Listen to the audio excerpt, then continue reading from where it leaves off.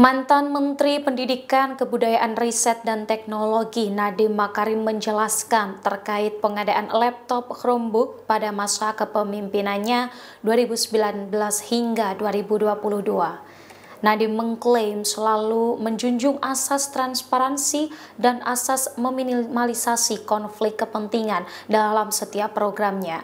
Dalam memilih laptop Chromebook, Kemendikbudristek tidak memiliki wewenang untuk menentukan harga dan vendor pengadaan. Proses penentuan harga pun diawasi oleh lembaga kebijakan pengadaan barang atau jasa pemerintah dengan tawar-menawar langsung ke vendor di situs e-katalog. Kemendikbudristek mendapatkan harga laptop Chromebook sekitar 5 juta rupiah per unit dari harga penawaran 6 hingga 7 juta. Nadiem menyebutkan pengadaan sebesar ini dikawal juga oleh beberapa instansi, yaitu Badan Pengawasan Keuangan dan Pembangunan, Jaksa Agung Muda Bidang Perdata dan Tata Usaha Negara, serta Komisi Pengawas Persaingan Usaha. Program pengadaan Chromebook ini tidak berjalan secara efektif karena kondisi jaringan internet di Indonesia sampai saat ini diketahui belum merata. Dana sebesar 9,9 triliun dialokasikan sebesar 3,5 triliun rupiah untuk pengadaan peralatan TIK atau Chromebook dan dana alokasi khusus sebesar 6,3 triliun rupiah. Beberapa bukti dan saksi atas pengadaan tersebut ditemukan adanya persekongkolan atau permufakatan jahat. Kini Kejaksaan Agung tengah menaikkan status penyelidikan menjadi penyidikan terkait adanya dugaan korupsi pengadaan laptop atau Chromebook dalam program digitalisasi di Kemendikbudristek periode 2019 hingga 2022 pada Senin 26 Mei 2025. Cocok untuk diaplikasikan di sekolah. Saya ingin klarifikasi. Memang ada uji coba Chromebook yang terjadi sebelum masa kementerian saya. Sebelum, jangan lupa ya, sebelum. Dan uji coba tersebut itu dilakukan di daerah 3T.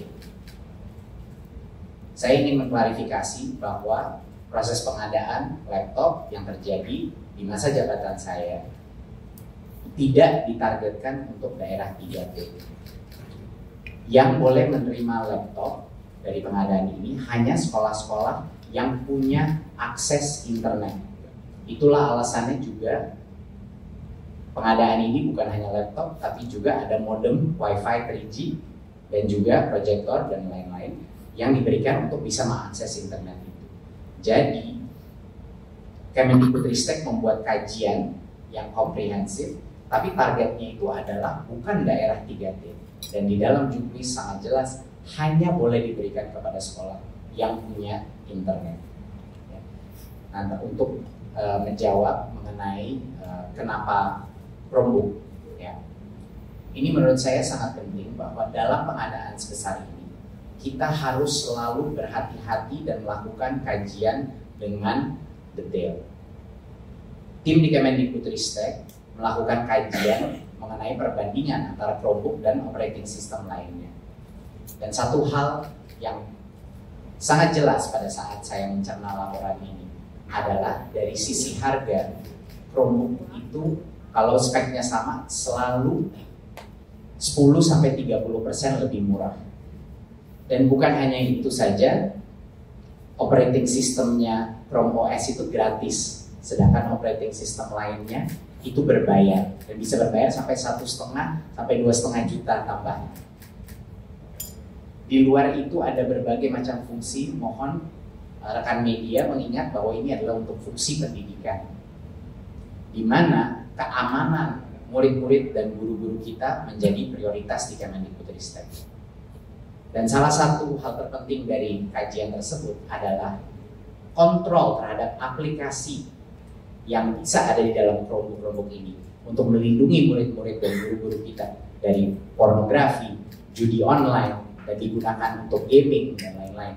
Itu bisa terjadi tanpa biaya tambahan lagi. Sedangkan operating system lain akan ada biaya tambahan. Jadi berbagai macam alasan di dalam kajian ini benar-benar menunjukkan kenapa ada keunggulan dari aspek Chromebook. Dan satu klarifikasi lagi bahwa Chromebook itu bisa digunakan secara offline walaupun fiturnya lumayan terbatas. Terima kasih. Download Tribun X sekarang, menghadirkan lokal menjadi Indonesia.